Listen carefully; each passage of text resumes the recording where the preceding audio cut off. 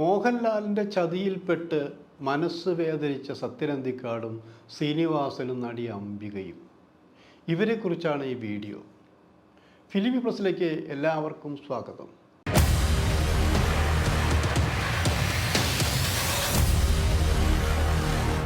സിനിമകൾ ഹിറ്റാക്കിയിരുന്ന ഒരു കൂട്ടം സംവിധായകർ, എഴുത്തുകാർ, നടന്മാർ മലയാള സിനിമയിൽ ധാരാളം ഉണ്ടായിരുന്നു. ഇപ്പോഴും അതിനൊന്നും കുറവില്ല.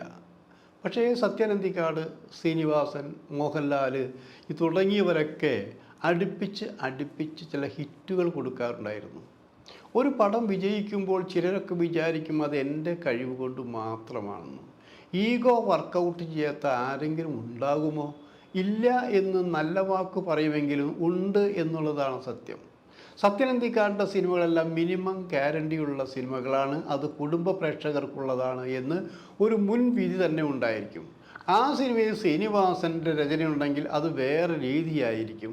മോഹൻലാലുണ്ടെങ്കിലും KPSC ഉണ്ടെങ്കിലും അമ്പി ഉണ്ടെങ്കിലും പാർവതി ഉണ്ടെങ്കിലും രേവതി ഉണ്ടെങ്കിലും ഇന്നസെൻ്റ് ഉണ്ടെങ്കിലും അങ്ങനെയുള്ള ആർട്ട് കുറേ ഉണ്ടെങ്കിൽ ഇതൊക്കെ വളരെ രസകരമായിരിക്കും. അങ്ങനൊരു ധാരണ ഉണ്ടായിരുന്നു. പക്ഷേ ഇവർക്കിടയിൽ ഇവരെ ചതിക്കാനുള്ള ചില കളികളെല്ലാം മോഹൻലാലിനുണ്ട് എന്ന് മനസ്സിലാക്കാൻ ഇവർ വൈകി എന്നുള്ളതാണ് സത്യം.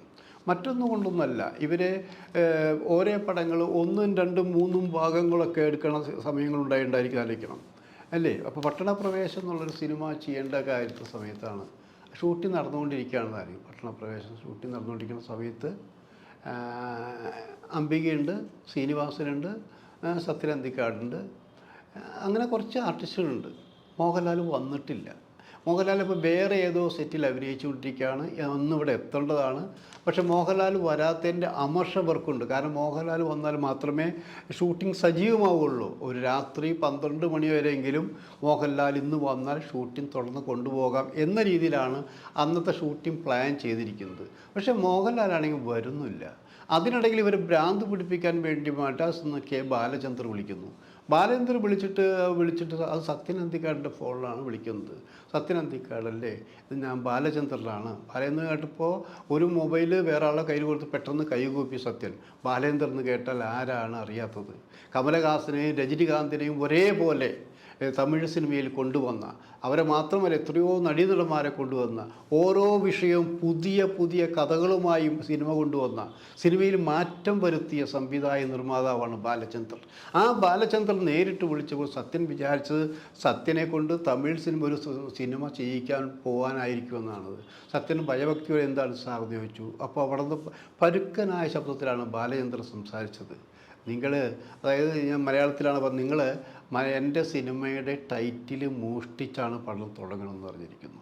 എന്നെപ്പോലുള്ള ഒരാൾ ടൈറ്റിലിടുമ്പോൾ അത് നിങ്ങളെപ്പോലുള്ളൊരു നല്ല സംവിധായകൻ മോഷ്ടിക്കുന്നത് ശരിയാണോ എന്ന് ചോദിച്ചു.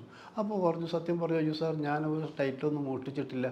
പക്ഷേ നിങ്ങളിപ്പോൾ ഷൂട്ടിംഗ് നടന്നുകൊണ്ടിരിക്കുന്ന പടമുണ്ടല്ലോ പട്ടണപ്രവേശം, ആ പട്ടണപ്രവേശം എൻ്റെ സിനിമയുടെ ടൈറ്റിലാണല്ലോ, അത് നിങ്ങളെന്തിനാണെന്ന്, നിങ്ങൾ ആ ടൈറ്റിൽ എന്തായാലും മാറ്റണമെന്ന് പറയുന്നത്.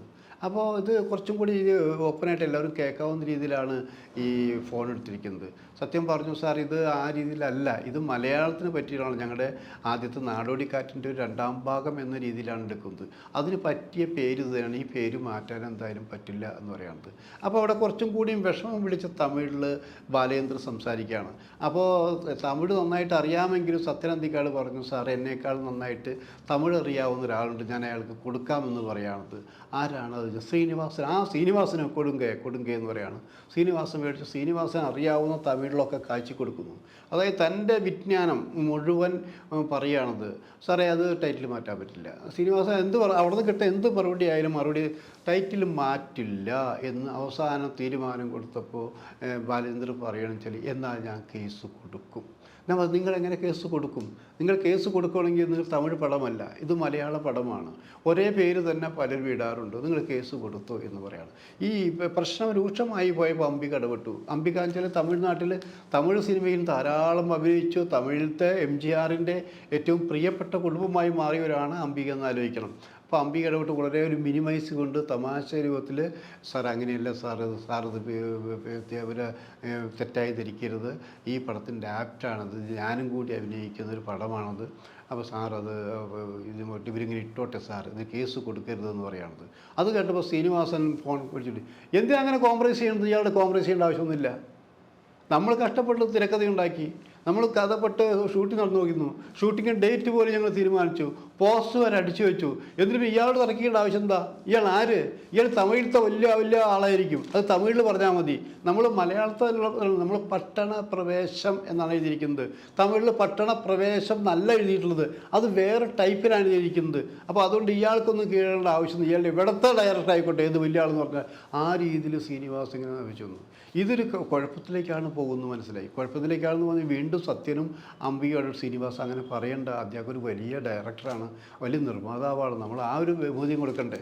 മാത്രമല്ല സിനിമയിൽ വെറൈറ്റി സാധനങ്ങൾ ഒരുപക്ഷെ നാളെ ശ്രീനിവാസനെ കൊണ്ട് അദ്ദേഹം എഴുതിച്ചേക്കാം, എന്നെ വിളിച്ച് സംവിധാനം ചെയ്യിച്ചേക്കാം.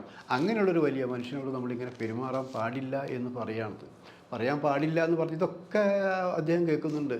അപ്പോൾ അത് കേട്ടപ്പോൾ ബാലേന്ദ്രൻ പറഞ്ഞു, മക്കളെ നിങ്ങളൊക്കെ ഇത്രയും കാലം ഇപ്പം മലയാള സിനിമ എടുക്കുന്നെങ്കിലും ഒരു കാലഘട്ടം വരെ മലയാള സിനിമ തമിഴ്നാട്ടിലായിരുന്നു, നിങ്ങളൊക്കെ തമിഴ്നാട്ടിലാണ് വളർന്നത്, ജനിച്ചത് കേരളത്തിലാണെങ്കിലും വളർന്നത് തമിഴ്നാട്ടിലാണ്, അംബിക പേരെടുത്തത് തമിഴ് സിനിമയിലൂടെയാണ്, സത്യനന്ദിക്കാട് താമസിച്ച് ടി നഗറിലാണ്, ശ്രീനിവാസൻ താമസിച്ച് മദ്രാസിലാണ്, ഇതൊക്കെ ഞങ്ങൾക്കറിയാം. അപ്പോൾ നിങ്ങളുടെയൊക്കെ തുടക്കം എങ്ങനെയാണെന്ന് എനിക്കറിയാം. ശ്രീനിവാസത്തിന് ബഹളം വെച്ചില്ലേ? ശ്രീനിവാസൻ ഇവിടെ വന്നപ്പോൾ ആദ്യ സ്റ്റേജ് എന്തായിരുന്നു? ശ്രീനിവാസൻ ഇന്നസെൻ്റ്, ഡേവിഡ് കാച്ചപ്പള്ളി അവരുടെ വീട്ടിലെ സാലി ഗ്രാമത്തിലെ കുക്കായിരുന്നില്ലേ? ഇല്ലേ? ആ കുക്ക് അവിടെ നിന്നല്ലേ നിങ്ങളിങ്ങനെ ഓരോ രക്ഷപ്പെട്ടു കേട്ടോ. അപ്പോൾ വന്ന വഴി നിങ്ങൾ മറക്കരുതെന്ന് ആലോചിക്കണം. മനസ്സിലായല്ലോ? അപ്പോൾ സത്യ നിങ്ങളുടെ ആശാൻ ഡോക്ടർ ബാലകൃഷ്ണൻ എൻ്റെ നല്ല സുഹൃത്തായിരുന്നു, ആലോചിക്കണം. നിങ്ങൾ അവിടെ വന്നു, അവിടെ അദ്ദേഹത്തെ ശിഷ്യനായിക്കൊണ്ട് പാട്ട് എഴുതി അസിസ്റ്റൻറ്റ് ഡയറക്ടറായിട്ടൊക്കെ അല്ലേ നിങ്ങൾ വളർന്നു വന്നത്. അപ്പോൾ ആ ഒരു ഗുണമെങ്കിലും നിങ്ങൾ കാണിക്കുക. ഈ രീതിയിലൊക്കെ ബാലേന്ദ്രൻ സംസാരിച്ചു തുടങ്ങി. അപ്പോൾ ബാലേന്ദ്രൻ ഇങ്ങനെ സംസാരിച്ചപ്പോൾ ശ്രീനിവാസനും സത്യനും മുഖത്തോട്ട് നോക്കുക, ഇത്ര ഇയാൾക്ക് ഇത് എങ്ങനെ പറയാൻ തോന്നി എന്നുള്ളതിലെന്ന് നോക്കുന്നത്. അങ്ങനെ നോക്കിയിരുന്നപ്പോൾ ഈ ശബ്ദം കുറച്ച് വന്നപ്പോൾ ശ്രീനിവാസൻ പറഞ്ഞു, എന്തെങ്കിലും ചെയ്യ്, ഞങ്ങൾക്ക് ഞങ്ങളുടെ വഴി, തനിക്ക് തൻ്റെ വഴി എന്ന് പറഞ്ഞുകൊണ്ട് ഞാനിപ്പോൾ ഫോൺ കട്ട് ചെയ്യാൻ പോകാമെന്ന് പറഞ്ഞപ്പോൾ അവിടെ നിന്നൊരൊറ്റ ചിരിയാണ്. ഹലോ, സത്യനന്ദിക്കാടല്ലേ? ശ്രീനിവാസനല്ലേ? അംബികയല്ലേ? എന്തിനാ മക്കളെ നിങ്ങളിങ്ങനെ ടെൻഷൻ അടിക്കുന്നത്? ഇത് ഞാൻ ബാലചന്ദ്രനൊന്നും അല്ലടേ, ഞാൻ മോഹൻലാലാണ്. ഇന്ന് 2 മണിക്കൂർ വൈകിട്ടേ ലൊക്കേഷനിലേക്ക് വരാൻ പറ്റൂ എന്ന് പറയാൻ വേണ്ടിയാണ് ഞാൻ ഇരുന്നത്. അപ്പോഴാണ് എനിക്ക് ഇങ്ങനെ നിങ്ങൾ എന്നെക്കുറിച്ച് ഞാൻ വരാത്തതിൻ്റെ പേരിൽ ടെൻഷൻ അടിച്ച് നിൽക്കാൻ തോന്നി. അപ്പം നിങ്ങൾക്കൊരു പണി തരണമല്ലോ, ആ പണി തന്നു എന്ന് പറഞ്ഞാൽ പണി മനോഹരമായി ഏറ്റു എന്നെനിക്ക് മനസ്സിലായി. അപ്പോൾ അതുകൊണ്ട് നിങ്ങളിപ്പോൾ ബാലചന്ദ്രനെയാണ് ചീത്ത പറഞ്ഞതെന്ന് വിചാരിച്ച് സന്തോഷിക്കുന്നുണ്ടായിരിക്കും. നിങ്ങളീ പറഞ്ഞതൊക്കെ മോഹൻലാൽ എന്ന എന്നെ തന്നെയാണ്. പക്ഷെ ഞാനൊരു ചതിയനല്ല കേട്ടോ.